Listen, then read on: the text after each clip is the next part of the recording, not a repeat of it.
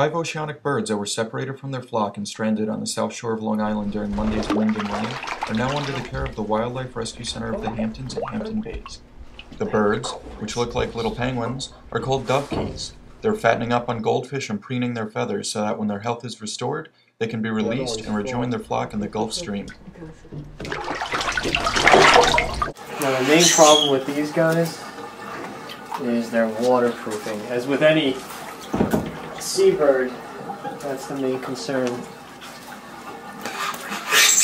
If there's a big storm like we just had, they get blown off course, and if they hit the rough waves they can't handle it and they get beached, so people will find them as they walk along the beach.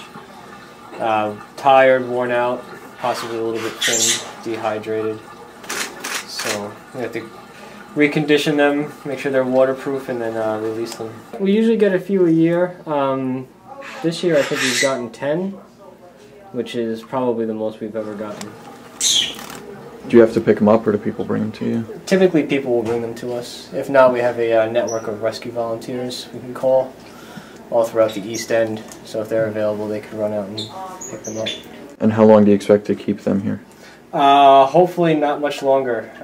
We were hoping their waterproofing would be resolved by today, but it doesn't look like it, so hopefully tomorrow or the day after we'll be able to release them.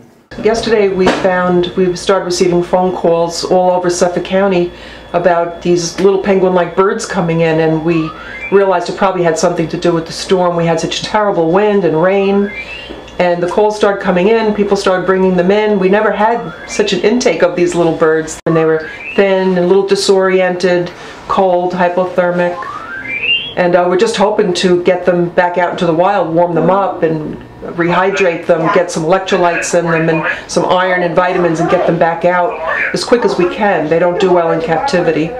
We're funded solely by private donations. We don't get any government funding.